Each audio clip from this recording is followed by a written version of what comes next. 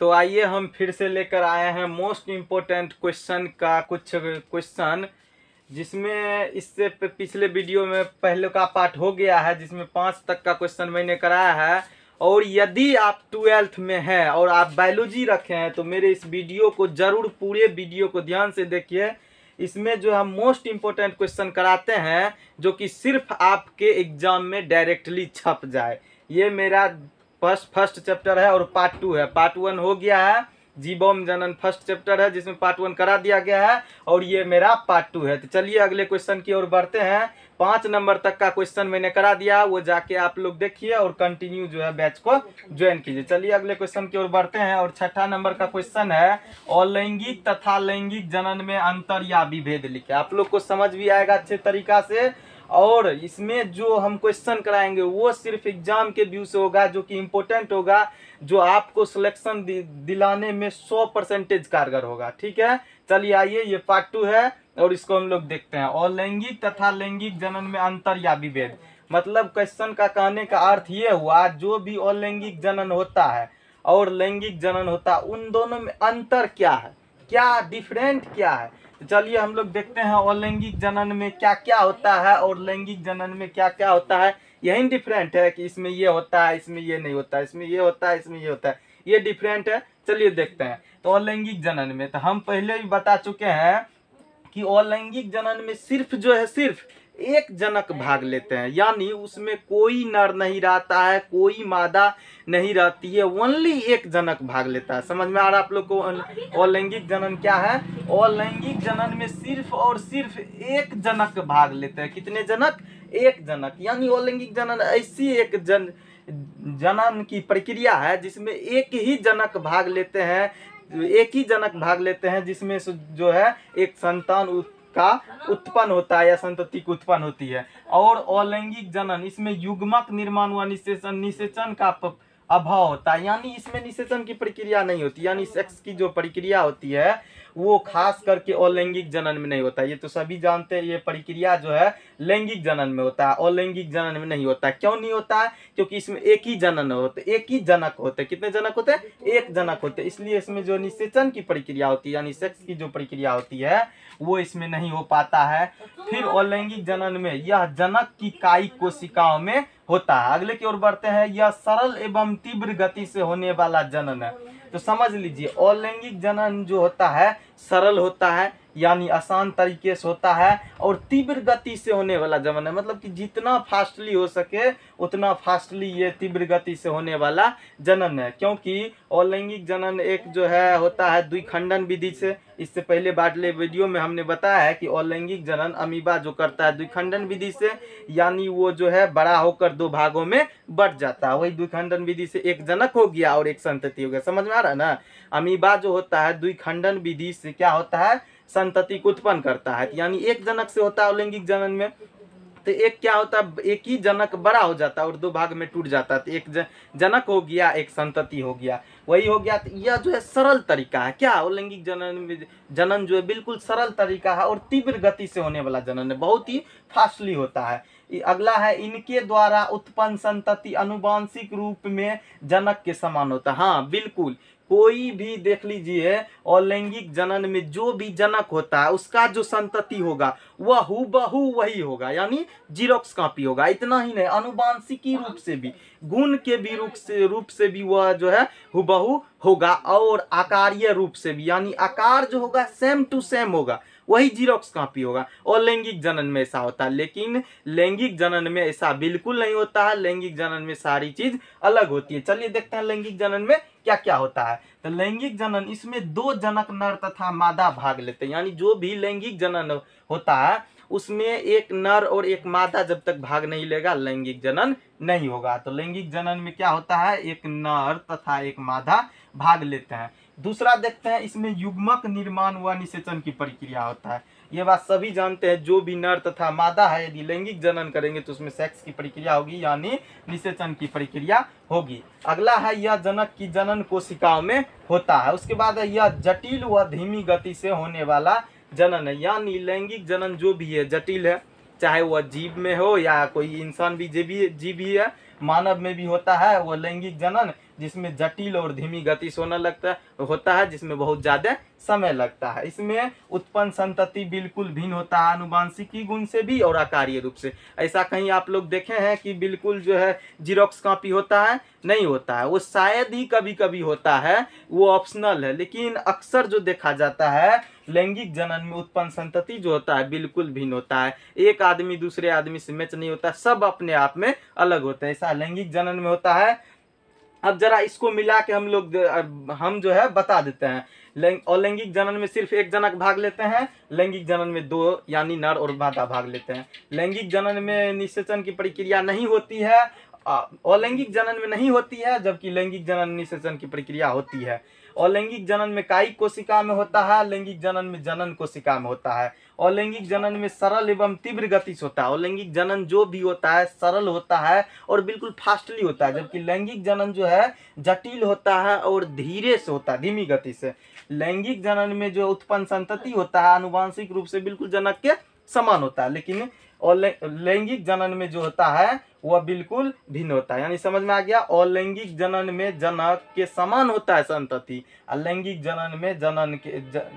जनन में बिल्कुल माता पिता के भिन्न होता है। यहाँ तक आप लोग को समझ में आ गया ये अलैंगिक तथा लैंगिक जनन में अंतर क्या है, इसको आप लोग लिख लीजिए। हम अगले क्वेश्चन की ओर बढ़ते हैं, ज्यादा लॉन्ग ना करते हुए।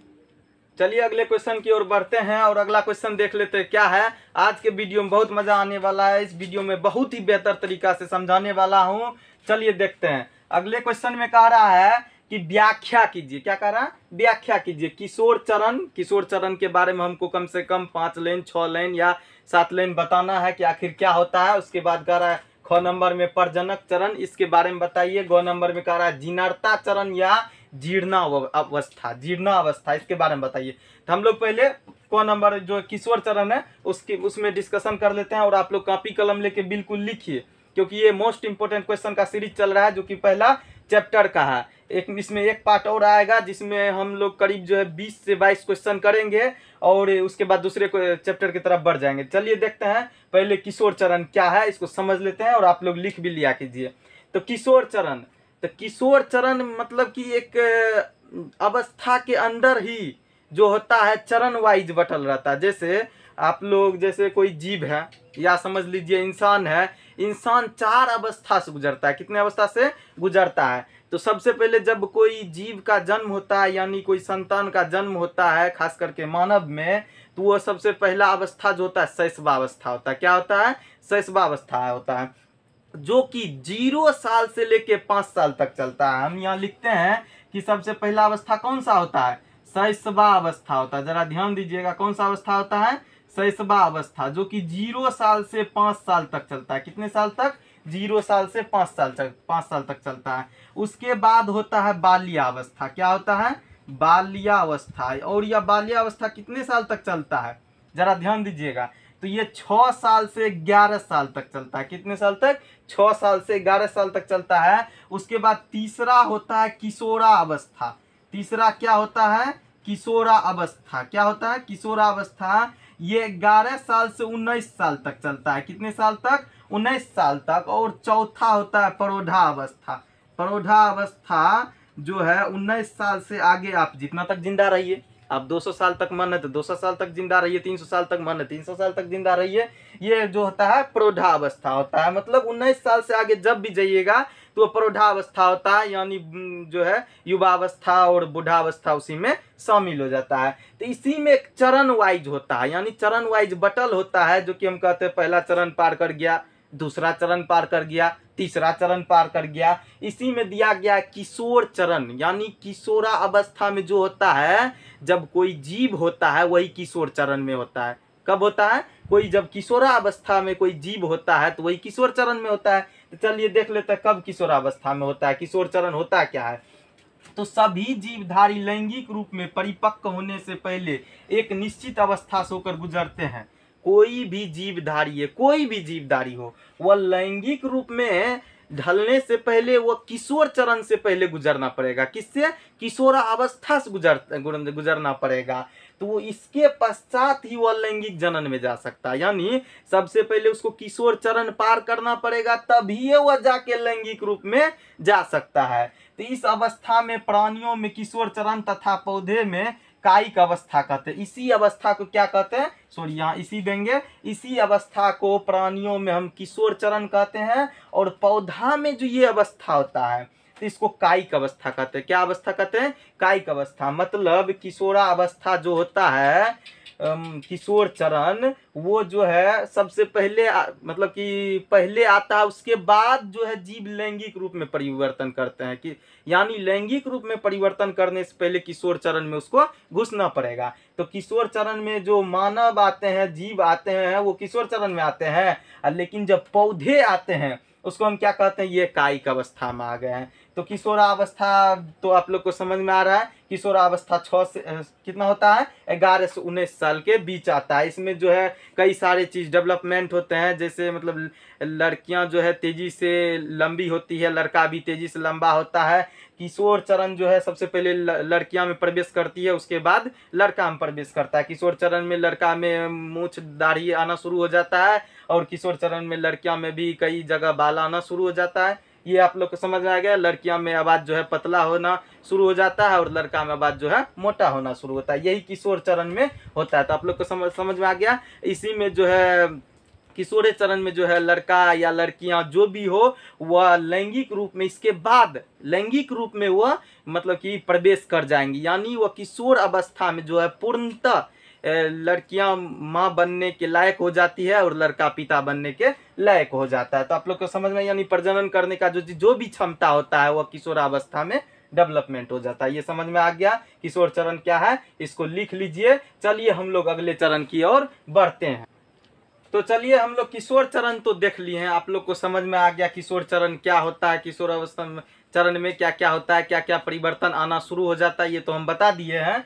अगला चरण है प्रजनक चरण। क्या है? प्रजनक चरण, जिसको हम प्रजनन चरण भी एक तरह से कह सकते हैं, यानी प्रजनक चरण है। तो प्रजनक चरण के बारे में थोड़ा समझ लेते हैं। किशोरावस्था या कायिक अवस्था के समाप्त होने पर प्रजनक चरण शुरू हो जाता है। तो जैसे ही किशोरावस्था समाप्त हुआ, यानी किशोरावस्था में हर चीज नया होना शुरू हो जाता है। ठीक है, वो मैंने तो अभी बताया तुरंत ही। तो किशोरावस्था में हर चीज नया होना शुरू हो जाता है। तो किशोरावस्था जैसे ही समाप्त हो जाता है तो प्रजनक चरण, किशोरावस्था या कायिक अवस्था के समाप्त होने पर, जैसे ही किशोरावस्था समाप्त हो जाता है, यानी पौधे में उसी अवस्था को हम क्या कहते हैं? कायिक अवस्था। जैसे ये अवस्था समाप्त हो जाता है तो हमारा जनन प्रावस्था क्या हो जाता है? प्रारंभ हो जाता है। यानी प्रजनक चरण जो होता है अब शुरू हो जाता है। पौधे में इस अवस्था को स्पष्ट पहचाना जा सकता है। यानी प्रजनक चरण जो शुरू होता है, इसमें किसी भी जीव में प्रजनन करने की क्षमता पूर्णतः आ जाती है, क्योंकि वो क्षमता आने लगती है किशोरावस्था में ही। और किशोरावस्था जब खत्म हो जाता है तो शुरू हो जाता है प्रजनक चरण। यानी प्रजनक चरण में प्रजनन करने की पूर्णतः क्षमता किसी भी जीव में क्या होती है? आ जाती है। किसी भी जीव में क्या होती है? आ जाती है। यहाँ तक समझ में आ गया। और पौधे में इस अवस्था को स्पष्ट पहचाना जा सकता है। यानी प्रजनक अवस्था को हम पौधे में पहचान सकते हैं कि अब वह प्रजनन करने की क्षमता में पूर्णता आ गया है। तो कैसे पहचान सकते हैं? क्योंकि पौधे में पुष्पन प्रारंभ हो जाता है। जब भी पौधे में पुष्पन प्रारंभ होता है, यानी पुष्प आना प्रारंभ हो जाता है, तो हम लोग इस बात को भली भांति समझ सकते हैं कि पौधे में अब प्रजनक चरण शुरू है, यानी प्रजनन करने की क्षमता पूर्णता आ गई है। प्राणियों में भी अनेक शारीरिक बदलाव व आकारीय बदलाव हो जाते हैं। हम लोग प्राणियों में भी समझ सकते हैं कि शारीरिक बदलाव पूर्णतः हो जाते हैं, आकारीय बदलाव भी पूर्णतः हो जाते हैं। तो इसका मतलब हम लोग समझ सकते हैं वो अभी क्या है? प्रजनक चरण में है, यानी प्रजनन करने की क्षमता पूर्णतः आ गई है। प्रजनन का अर्थ होता है किसी भी संतान को जन्म देना। किसी भी संतान को जन्म देने की क्षमता पूर्णतः आ गई है। ठीक है, इसी चरण में जीव संतति उत्पन्न करने का योग्य हो जाता है। मतलब कोई भी जीव किसी भी यानी संतति को उत्पन्न करने का योग्य, पूर्णतः योग्य हो जाता है, क्योंकि वह शुरू हो जाता है किशोरावस्था में। किशोरावस्था में शुरू हो जाता है और पूर्णतः डेवलपमेंट हो जाता है, पूर्णतः युग हो जाता है किशोरावस्था खत्म होने पर। जैसे ही किशोरावस्था खत्म होता है प्रजनन करने की क्षमता आ जाती है और वो प्रजनक चरण में आ जाता है। और यह अवस्था विभिन्न जीवों में अलग अलग होता है, तो सभी जीवों में तो एक साथ हो नहीं सकता है, सभी जीवों में अलग अलग प्रजनक चरण आता है, जिस हिसाब से जिसका एज है उस हिसाब से उसका होता है। चलिए अगले की ओर हम लोग बढ़ते हैं। तो जीर्णता चरण या जीर्णावस्था क्या है? तो भाई साहब, आपने जन्म लिया, बड़ा हुए, किशोरावस्था में, बाल्यावस्था से किशोरावस्था में गए, किशोरावस्था से प्रौढ़ावस्था में घुसे यानी युवा हुए, अब मतलब प्रजनन करने की क्षमता आई है, संतान को जन्म भी दिए। क्या संतान को जन्म देना बंद नहीं होगा? बिल्कुल होगा। क्या आप बूढ़े नहीं होंगे? क्या आपकी इम्यून सिस्टम वही होगी जो आपका किशोरावस्था में था, जो आपका 20 से 21 या 25 से 30 साल की उम्र में थी? क्या आपका शरीर बूढ़ा नहीं होगा? क्या आपकी उपापचय क्रिया मंद नहीं होगी? बिल्कुल होगा। प्रजनन क्षमता भी बंद होगी, आपका शरीर भी शिथिल होगा, शरीर का कार्य, शरीर का जो क्षमता है वह भी धीरे धीरे डाउन होने लगेगा। यही तो है जीर्णता चरण या जीर्णावस्था, यानी यह जीवन चक्र की अवस्था, यह जीवन चक्र की अंतिम अवस्था है, यानी तीसरी अवस्था है। क्या है? तीसरी अवस्था है। प्रजनन आयु के समाप्ति के तुरंत बाद ही जीर्णता चरण शुरू हो जाता है, यानी जीर्णावस्था शुरू हो जाता है। जीर्णता चरण में हम लोग घुस जाते हैं और जीर्णावस्था की प्रारंभिक अवस्था शुरू हो जाती है। इस चरण में उपापचय क्रिया मंद हो जाती है, उत्तकों का क्षय होने लगता है। उत्तक क्या होता है? यानी कोशिका से जो जुट के तैयार होता है उसको हम उत्तक कहते हैं। कोशिका के समूह को क्या कहते हैं? उत्तक कहते हैं। अब कोशिका होता क्या है? जो कोई भी जीव तैयार हुआ है वो कोशिका से ही तो बना है। वो किससे बना है? कोशिका से। यानी कोशिका से ही वह जुट जुट के तैयार हुआ है, और कोशिका का जो समूह है उसी को तो उत्तक कहते हैं। यानी शरीर का जो उत्तक है वह क्षय होने लगता है, यानी ह्रास होने लगता है, यानी घटने लगता है, और शरीर के अंग धीरे धीरे कार्य करना बंद कर देते हैं। अंततः जीव की मृत्यु हो जाती है और वह स्वर्गलोक को सिधार जाते हैं। तो इस अवस्था को हम लोग क्या कहते हैं? वृद्धावस्था भी कहते हैं। तो आप लोग बहुत अच्छी तरीका से समझ गए होंगे कि जीर्णता चरण या जीर्णावस्था क्या है। चलिए अब हम लोग अगले क्वेश्चन की ओर बढ़ते हैं। ठीक है, अगला क्वेश्चन देखते हैं। तो चलिए हम लोग देखते हैं जो अगला क्वेश्चन क्या है। अगला 8 नंबर का क्वेश्चन है जो कायिक प्रजनन क्या है। तो समझ लीजिए, हम इससे पहले बताए हैं कि अलैंगिक जनन क्या है। तो अलैंगिक जनन में तो अलैंगिक जनन तो सभी मतलब कि जो भी जीव में होता है अलैंगिक जनन, तो आप लोग समझ गए हैं। तो जब पौधा में अलैंगिक जनन होता है तो हम उसको कायिक जनन कहते हैं। क्या कहते हैं? कायिक जनन। आप लोग बड़े ध्यान से सुनिए और इस चीज को लिख भी लिया कीजिए, ठीक है, क्योंकि ये आलतू फालतू का क्वेश्चन नहीं है, बिल्कुल इंपॉर्टेंट क्वेश्चन हम करा रहे हैं। ठीक है, तो कायिक जनन क्या है? तो कायिक जनन यानी समझ लीजिए डायरेक्ट जो अलैंगिक जनन। तो पौधा में जो अलैंगिक जनन होता है, यानी अलैंगिक जनन की ऐसी विधि जिसमें पौधा के कायिक भाग से नए पौधा का निर्माण होता है।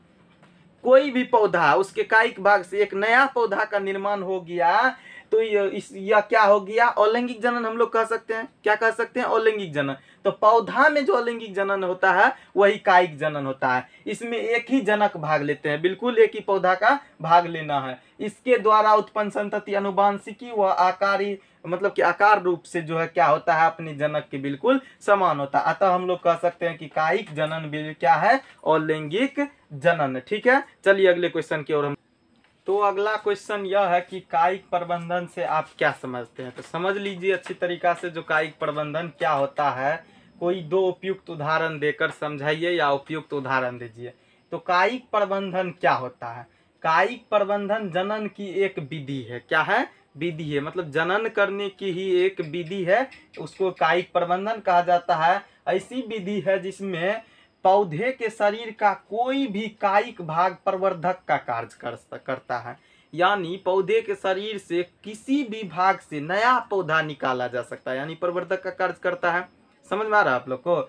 जो कायिक कायिक प्रवर्धन से आप क्या समझते हैं? यानी कायिक प्रवर्धन जनन की एक कोई विधि है, ठीक है।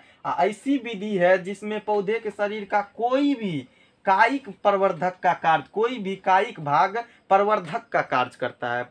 कायिक भाग का मतलब हो गया कहीं से भी नया पौधा निकल सकता है एवं नए पौधे विकसित हो सकते हैं उसी कहीं से भी। मान लीजिए पत्ता के बगल से, हाँ बिल्कुल, पत्तियां के बगल से भी नया पौधा निकल सकता है। वही तो बता रहा है जो कायिक प्रवर्धन क्या है। तो समझ में आ रहा है? तो जैसे अजूबा के पौधे में पत्तियों के किनारे से पादप का उत्पन्न होता है। अजूबा का एक पौधा है, नाम है अजूबा ही, पौधा का नाम है। उसमें जो है पत्तियां के बगल से नया पौधा उत्पन्न होता है। और क्या होता है? नया पौधा बिल्कुल अलग हो जाता है। क्या होता है? अलग हो जाता है और अलग होकर नए पौधे को जन्म देता है। समझ में आ रहा है? ठीक है, अगले क्वेश्चन की ओर बढ़ते हैं। तो ये रहा मेरा क्वेश्चन नंबर 10। करा अपनी जटिलता के बावजूद बड़े जीवों ने लैंगिक प्रजनन को पाया है, क्यों? करा है अपनी जटिलता के बावजूद भी बड़े जीव, यानी इतनी जटिल होती है लैंगिक प्रजनन, फिर भी लैंगिक प्रजनन को बड़े जीव क्यों पाया है? तो आप लोग समझ सकते हैं कि लैंगिक प्रजनन जटिल होता है, सभी जानते हैं, और ये धीमी गति से चलती है, मतलब बहुत ज़्यादा टाइम लेता है लैंगिक प्रजनन में, जिसमें नर और मादा दोनों भाग लेते हैं। ये तो समझ आ रहा है। तो इस क्यों पाया है बड़े जीव? लैंगिक प्रजनन जटिल तथा धीमी गति से होने के बावजूद भी अनेक रूप से उत्तम है। ये तो समझ रहे हो कि लैंगिक प्रजनन जो है बिल्कुल सभी रूपों से उत्तम है, क्योंकि लैंगिक प्रजनन में जीव जो है बहुत बड़े बड़े होते हैं, कई गुण वाले होते हैं, बहुत सारे आकार होते हैं, ठीक है। और इसी लैंगिक प्रजनन के वजह से आज तो दुनिया बसी हुई है और इतना डेवलपमेंट हुई है। समझ में आ रहा है ना इस बात को? तो अनेक रूप से उत्तम है। इस प्रकार के जनन के दौरान गुण सूत्रों का विनिमय होने से नए लक्षण विकसित होते हैं। तो लैंगिक प्रजनन में गुण सूत्रों का विनिमय होता है, मतलब एक तरह से कह सकते हैं कि मिलावट या आदान प्रदान, ये भी कह सकते हैं। तो इस बात को आप लोग समझ लीजिए, जो मानव में 23 जोड़ा गुणसूत्र होता है। कितना होता है? 23 जोड़ा गुणसूत्र होता है, यानी 46 होता है। इस बात को थोड़ा सा आप लोग ध्यान में रख लीजिए। मानव में कितना गुणसूत्र होता है? 23 जोड़ा। कहीं कहीं 23 जोड़ा भी मिलेगा, कहीं कहीं 46 भी मिलेगा। यानी अगर आप नर की बात करें तो 22 प्लस XY, 22 प्लस क्या होगा नर में? XY। ये ध्यान रखिएगा, नर में गुणसूत्र का जो नाम है वो XY है, और मादा में जो गुणसूत्र का नाम है वो XX है। जरा इस बात को ध्यान रखिएगा। और मादा में जो गुणसूत्र होता है 22 प्लस XX होता है। क्या होता है? 22 प्लस XX, यानी ये भी 23 हो गया, ये भी 23 हो गया, यानी 23 जोड़ा यानी 46 हो गया। इस बात को आप लोग को समझ में आ गया है। और इसी गुण सूत्र के विनिमय से जो भी नया जीव उत्पन्न होता है, उस जीव में नए नए लक्षण विकसित होते हैं, नए नए गुण आ जाते हैं, जो कि पीढ़ी दर पीढ़ी स्थानांतरित होते रहती है। यानी पीढ़ी दर पीढ़ी वो गुण जाते रहता है और नए नए गुण आते रहता है। गुण सूत्रों के इन्हीं गुणों के कारण बड़े जीव में लैंगिक जनन पाया जाता है। समझ में आ गया है? चलिए हम लोग अगले क्वेश्चन की ओर बढ़ते हैं, और आप लोग जरूर इसको शेयर कीजिए अपने दोस्तों के साथ भी, क्योंकि वो इस सभी क्वेश्चन को देखे और कंटिन्यू क्लास करे। इसको लिख भी लीजिए ताकि आप लोग को क्वेश्चन करने में, एग्जाम में कोई तरह की परेशानी ना हो। और ज्यादा लंबा भी वीडियो नहीं जा रहा है, बिल्कुल शॉर्ट तरीका से, बिल्कुल आराम से समझाएंगे और बताएंगे। चलिए अगले क्वेश्चन की ओर बढ़ते हैं। तो आगे का जो क्वेश्चन है 11 नंबर का, बहुत ही लाजवाब क्वेश्चन है। समझ लीजिए थोड़ा सा अच्छी तरीका से और बिल्कुल समझ में आएगा। कह रहा एक लिंगी पुष्प क्या है? कुछ एक लिंगी पौधे के नाम बताइए, ठीक है। एक लिंगी पुष्प कह रहा है। तो इस बात को ध्यान में रख लीजिए कि लैंगिक जनन के अंतर्गत ही एक लिंगी आता है और द्विलिंगी आता है। एक लिंगी का अर्थ होता है चाहे तो नर चाहे तो मादा, यानी नर पुष्प और मादा पुष्प अलग अलग होता है, एक ही में नर और मादा नहीं होता है। एक ही में मर्द और औरत नहीं होता है। हम पुष्प की बात कर रहे हैं। पुष्प में एक ही में नर पुष्प और एक ही में मादा पुष्प नहीं होता, बल्कि अलग अलग होता है। जैसे नर पुष्प अलग हो गया, मादा पुष्प अलग हो गया, उसका पौधा मतलब कि चाहे मादा पुष्प का पौधा अलग है, नर पुष्प का पौधा अलग है। समझ रहे हैं ना? मतलब कि नर पौधा अलग हो और मादा पौधा अलग हो, उसको ही हम एक लिंगी कहते हैं। उसको क्या कहते हैं? एक लिंगी। मतलब एक लिंग वाले क्या होता है? एक लिंग वाले। इसमें नर पुष्प और मादा पुष्प अलग अलग पौधे में होते हैं। जैसे मक्का, खजूर, पपीता, ये सब एक लिंगी है। चाहे ये सब मादा होगा चाहे या नहीं तो नर होगा। खजूर भी चाहे मादा होगा चाहे नर होगा, पपीता भी चाहे मादा होगा नहीं तो नर होगा। ये तो समझ रहे हैं। इस सब को तो बड़ा आप लोग को ध्यान में होगा ही। पपीता भी गांव घर में होता है, तो कहीं कहीं पपीता को देखते होंगे कि फरता है, कहीं कहीं नहीं फरता है। यानी पपीता कहीं कहीं फल आता है, कहीं कहीं किसी किसी पपीता के पौधा में फल नहीं आता है। इसका रीजन होता है, गांव घर में कहा जाता है कि वो पपीता मर्द पपीता है। तो बताइए वो कैसे मतलब कि फल दे सकता है? बिल्कुल सही बोला जाता है गांव घर में, क्योंकि वह नर पौधा होता है। हम बता रहे हैं ना, पपीता एक लिंगी होता है और चाहे जो मादा पपीता होता है वो फल देता है। तो चलिए इस क्वेश्चन को थोड़ा सा डिटेल्स में समझ लीजिए, ताकि अगले क्वेश्चन में आपको दिक्कतें ना आए। तो एक लिंगी यानी नर पुष्प, तो समझ लीजिए जो भी नर पुष्प होता है, जो भी नर पुष्प होता है उसमें पुंकेसर पाया जाता है। क्या पाया जाता है? पुंकेसर। क्या पाया जाता है? पुंकेसर। और पुंकेसरे को हम क्या कहते हैं? पुमंग कहते हैं। थोड़ा सा ध्यान दीजिएगा, समझ में आएगा। आगे जो भी क्वेश्चन आ जाएगा आप लोग को डायरेक्टली ही समझ में आ जाएगा। तो नर पुष्प में क्या होता है? पुंकेसर होता है। और पुंकेसर के अंदर ही परागकण होता है। पुंकेसर के अंदर ही क्या होता है? परागकण होता है। लेकिन मादा पुष्प में क्या होता है? जरा ध्यान दीजिएगा भाई साहब। मादा पुष्प में क्या होता है? स्त्री केसर होता है। क्या होता है?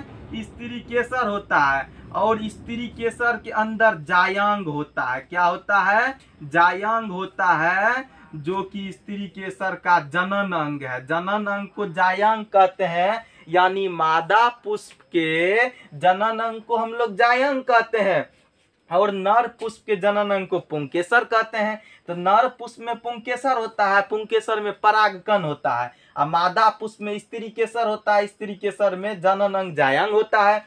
तो पुंकेसर का परागकण किसी भी तरह मादा पुष्प के स्त्री केसर में जो जायांग होता है उसमें चला जाए तो वो अपने संतति जन्म देता है। यानी समझ सकते हैं पुष्प की उत्पत्ति होती है, उसके बाद फल बन जाता है। समझ में आया आप लोग को? एक बार और समझ लीजिए, नर पुष्प में पुंकेसर होता है और पुंकेसर में परागकण पाया जाता है। यही परागकण मादा पुष्प के जायांग में चला जाता है तो क्या होता है?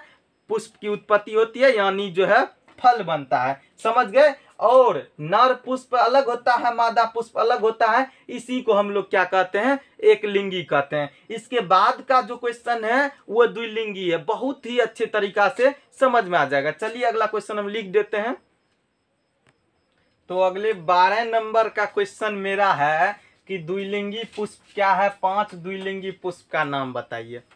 तो आप इस बात को भले भांति समझ लीजिए कि जिस पुष्प में नर तथा मादा दोनों हो, यानी किसी भी पौधा में नर भी हो मादा भी हो, यानी मर्द औरत दोनों एक ही पौधा में होना चाहिए। ठीक है, समझ में आ रहा ना? मर्द औरत जो है एक ही पौधा में होना चाहिए। जब नर तथा मादा एक ही पौधा में होता है तो वो द्विलिंगी कहलाता है। क्या कहलाता है? द्विलिंगी कहलाता है। उसी को हम थोड़ा बेहतर तरीका से लिख दिए कि जिस पुष्प में पुंकेसर तथा जायांग दोनों होते हैं।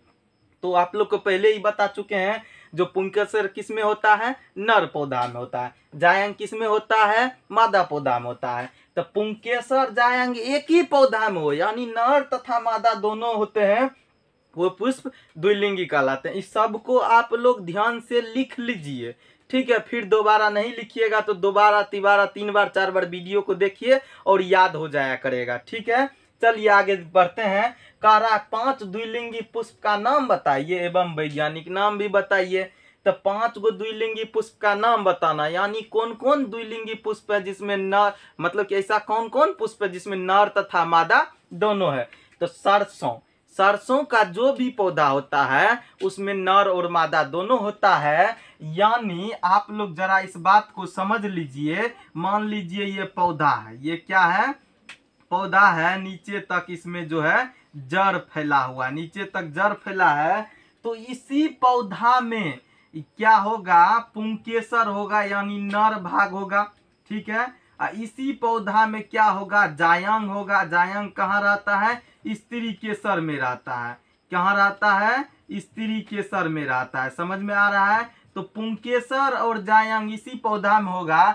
तो पुंकेसर में क्या होता है, परागकण होता है। क्या होता है, परागकण होता है। तो एक ही पौधा में जब परागकण किसी न किसी विधि इस जायंग में आ जाता है तो वो पुष्प छोड़ देता है, यानी फल की तरफ बढ़ जाता है। जब तक परागकण नहीं आएगा तब तक वो आगे यानी पुष्प नहीं छोड़ेगा, फल नहीं बनाएगा। ठीक है, समझ में आ रहा ना। तो ये एक ही पौधा में होता है। तो ये द्विलिंगी पौधा है जिसमें एक में नर है और मादा दोनों है, इसमें जो है कार्य हो जाता है। तो ये सरसों का पौधा में होता है और इसका वैज्ञानिक नाम बेसिका कैम्पेस्ट्रिस है, एस्ट्रीस है। ठीक है, समझ में आ गया। और दूसरा पौधा होता है मूली। मूली भी द्विलिंगी पौधा है जिसमें नर और मादा दोनों है। इसका वैज्ञानिक नाम रेफेनस सेटाइवस है। ठीक है। तीसरा है मटर का पौधा। मटर का पौधा तो आप लोग जानबे करते हैं, क्लास 10th में भी पढ़े होंगे कि लंबे को छोटे से किस तरह का, मतलब कि पुंकेसर एक परागकण निकाल के स्त्री केसर में दे दिया तो लंबा पौधा हो गया। वो आप लोग पढ़े होंगे 10th क्लास में, उसको भी हम कभी विस्तार रूप से बताएंगे। चलिए यहाँ थोड़ा फोकस कीजिए। तो मटर के पौधा क्या होता है, द्विलिंगी पौधा होता है जिसका वैज्ञानिक नाम पाइसम सटाइवम है। ठीक है। अगला सेम का पौधा भी द्विलिंगी पौधा होता है जिसमें नर तथा मादा दोनों होते हैं। उसका वैज्ञानिक नाम डॉलीकोस टबलब है। ठीक है। अगला है अमलतास का पौधा जिसका वैज्ञानिक नाम कैसिया फिस्टुला है। अगला गुड़हल का पौधा है जो नर और मादा दोनों एक ही में होता है, यानी ये क्या है, द्विलिंगी है और इसका वैज्ञानिक नाम हिबिस्कस रोजा सिनेनिस है। ठीक है, यहाँ तक समझ में आ गया है। द्विलिंगी क्या है समझ में आ गया अच्छे तरीका से। पुंकेसर, स्त्री केसर ये भी समझ में आ गया। चलिए अगले क्वेश्चन की ओर बढ़ते हैं। चलिए देखते हैं अगला क्वेश्चन क्या है। तो हमारा क्वेश्चन है कुकुरबिट पादप पुष्प क्या होता है। इसको जरा ध्यान से समझ लीजिएगा। जो कुकुरबिट पादप पुष्प क्या होता है, एक पौधा का नाम है कुकुरबिट। क्या है, पौधा का नाम है कुकुरबिट और यह एक लिंगी होता है। तो आप लोग के तो मन में होगा जब एक लिंगी है तो ये नर है कि मादा है, यानी पुरुष में है, मेल है कि फीमेल है। तो ये बात जान लीजिए कि हम लिखे हैं इसमें 5 पुंकेसर होता है और पुंकेसर किस में होता है, मेल में होता है, यानी पुरुष में, यानी नर पौधा में होता है। तो ये कुकुरबिट का पौधा जो है नर पौधा है और इसमें 5 पुंकेसर होता है। ये प्रायः 2+2+1 के संयुक्त रूप में होता है, मतलब ये पुंकेसर का संयुक्त रूप है। ऐसा ये मिल के पुंकेसर होता है। ठीक है। और पुंकेसर में तो जानबे करते हैं परागकण होता है। तो क्वेश्चन इतना है कि कुकुरबिट पादप पुष्प क्या होता है, तो समझ में आ गया। कुकुरबिट पादप पुष्प एक लिंगी है जो कि एक नर पौधा है। ठीक है, समझ में आ गया है। तो हमारे इस चैनल को आप सब्सक्राइब कर ले और सभी दिन क्लास चलती है तो सभी दिन का वीडियो पूरा देखे, 2 बार 3 बार वीडियो देखे ताकि आप लोग को पूरा याद हो जाए और एग्जाम में कोई तरह की परेशानी ना हो। इसी चैनल पे हम मैथ का भी वीडियो बनाते हैं, यानी 12th के मैथ को भी पढ़ाते हैं। तो जो आपके भाई बंधु हैं मैथ रखे हैं उनको भी जरा इस मतलब चैनल के बारे में बता दीजिए और वो भी सब्सक्राइब कर ले ताकि पढ़ ले और 19+ स्कोर करने का मौका ना जाए। इसको सब्सक्राइब कर ले और लाइक शेयर भी जरूर करें। Thank you.